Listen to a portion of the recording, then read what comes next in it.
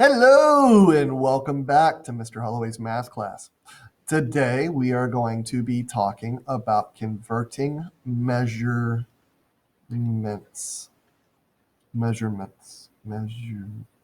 This is a math class, not a spelling class. Don't judge me. Oh, that reminds me, I promised ELA teachers that I would throw this in there. If you are typing your document on a word processor, there's this cool technology now where if you write something, it might put a little blue squiggle under it. If it's not a blue squiggle, it might put a red squiggle under it. If you hover your mouse over that, it will probably tell you that you have either a grammatical error or a spelling error, and it will give you suggestions on how to fix that. Ladies and gentlemen, this is not Mr. Holloway's middle school anymore. You don't have to worry about being a horrible speller like I did. The computer will tell you.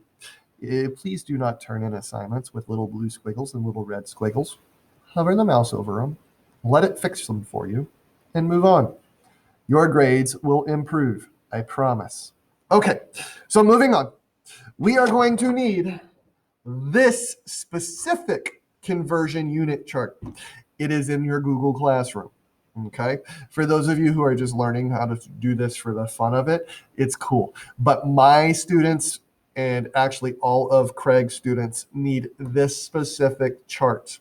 Okay. The reason is these numbers are estimations for the units and they are not exact. Because they are not exact, we need everybody to be using the same estimate.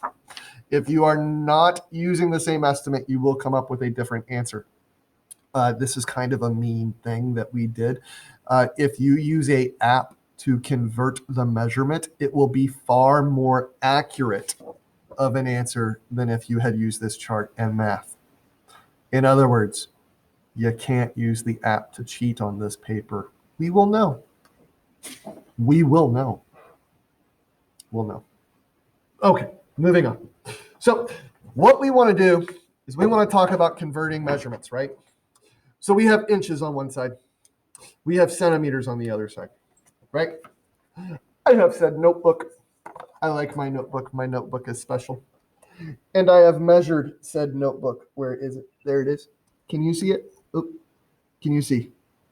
It is approximately 11 and a half inches. So I have a notebook. My notebook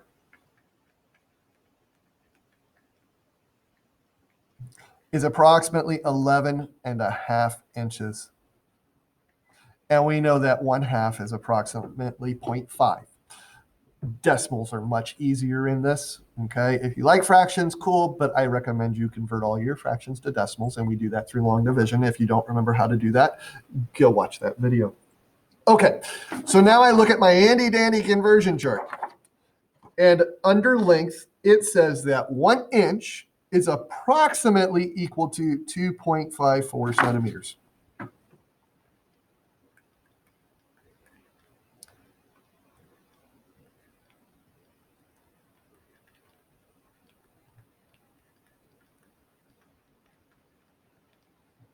Centimeters.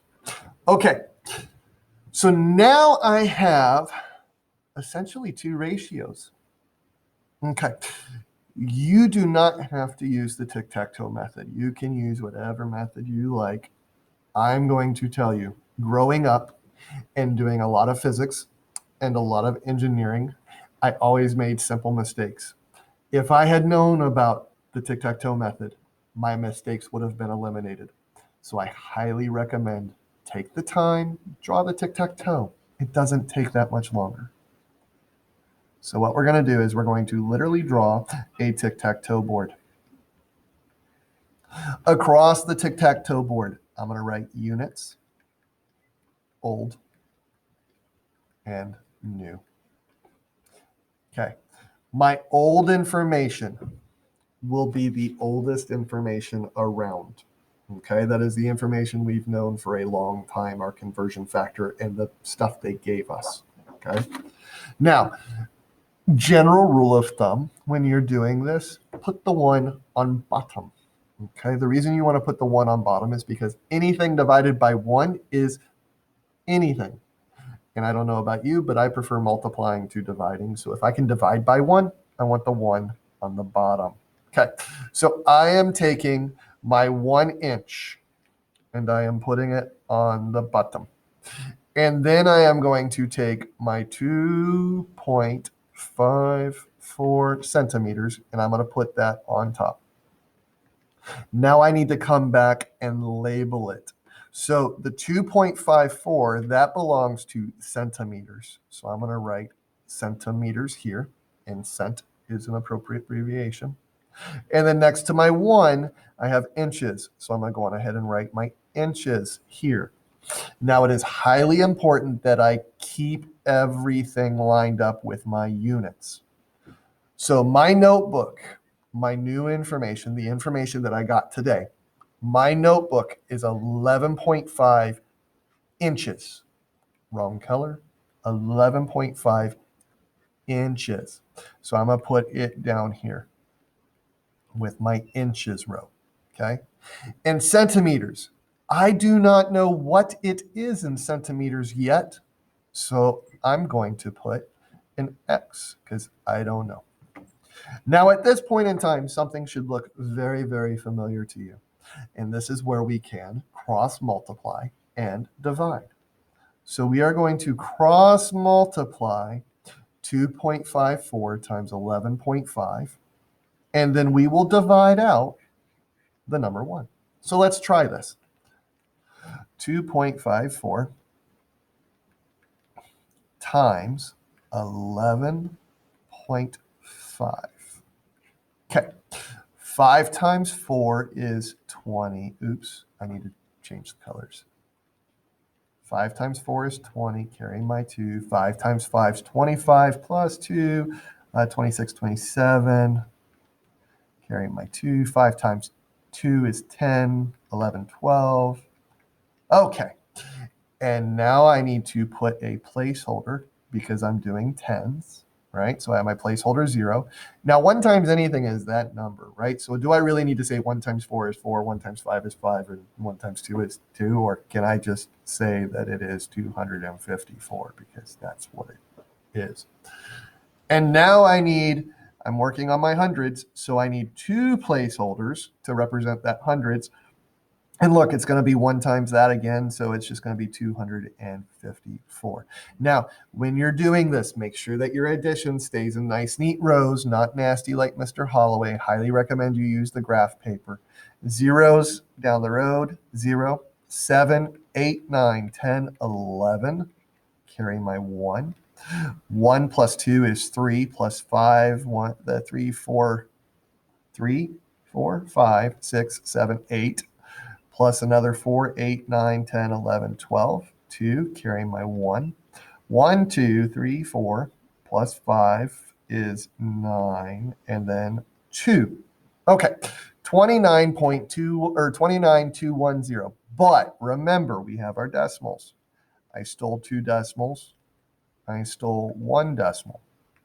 So that means 2 plus 1 is 3 that I have to give back. So start here, 1, 2, 3. So my notebook is 11.5 inches. Then it should be approximately 29.21 centimeters. Okay. Ladies and gentlemen, let's see how good Mr. Holloway's math is. Same notebook, same ruler. Now it's upside down. Oops. There we go. Now it's lined up about right. I'd say that's pretty close to 29.2 centimeters. We did good math. We did a good conversion. Remember to use this chart. This chart will save you. All of the math problems on that worksheet come from this chart. Those are the conversion factors you need. If you are using different conversion factors that you find on Google, your answers will be wrong because, like I said, they're more accurate than what we're using. We're using approximations. Hopefully that helps you out.